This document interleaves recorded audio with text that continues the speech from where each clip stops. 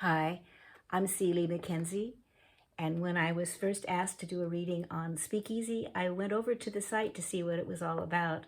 And I was delighted to find so many wonderful poets and novelists there. In fact, I recognized one of the novelists I had met in my hometown a couple of years ago during the Irish Writers' Week. And so that was exciting. I kind of fit in here even though I'm not really Irish. Well, I am really Irish, kind of. My great something, they came from Ireland. My grandfather was a Riley and my grandmother was a Murray. So I guess I kind of fit in. So what I write is mostly young adult contemporary fiction. And when I tell people that, they usually say, well, how can you write something about that era when you obviously are pretty far removed from it? And I said, well, because it was a time, I think, when all of us have such first-time experiences. We're on the cusp of adulthood. We're experimenting with everything. I think these impressions stay with us forever. Plus, I had teenagers, so I kind of can relate to the teenage years, even though I am beyond them.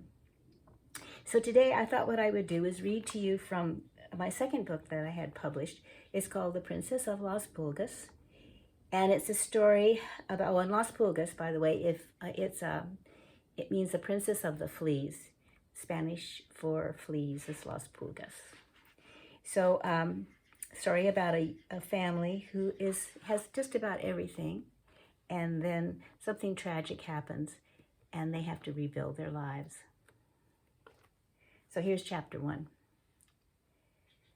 Last night I pleaded with death, but he turned a bony back to me, pushed Hope into the corridor and shut the door. Now we're waiting, all of us, Mom in the chair next to Dad's bed holding his hand as if she can keep him here as long as she doesn't let go. Keith asleep on the rollaway a nurse wheeled in earlier. He's on his side, his long runner's legs drawn to his chest and his head resting on his arm. Me, scrunched down into a chair at the foot of Dad's bed. I no longer feel like I have a body. I'm not even tired, just numb. Then death. He's backed into the darkest corner. I twist my sweet 16 bracelet around and around, counting the tiny links. Mom and Dad gave it to me in June before I learned how hospitals smelled at 2 a.m.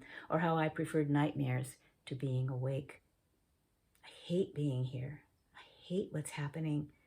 I want it over. I close my eyes and let my head fall back against the vinyl chair. No, I don't mean that. 2 a.m., the hands of the wall clock go round and around, slow, steady, doling out the hours 1 second at a time. 3, I must have slept, but I don't remember dozing, and I still feel tired. 3:10, something's different, and the shift is as sudden as it is subtle. A missed tick of a clock, an unexplained space in the air, a suspended drip over a sink. A steady and high-pitched sound tentacles its way through the room. A flat line of green streaks across the monitor, and the darkest corner is suddenly empty. Keith sits up on the edge of the rollaway, staring at the floor. Mom rests her head against Dad's still chest. Around me, the room curls up at the edges like a late autumn leaf, and I'm sure everything will soon crumble into tiny bits. It's chapter 1. And I hope you enjoyed it, and I will be around to see what is happening on Speakeasy. Thank you.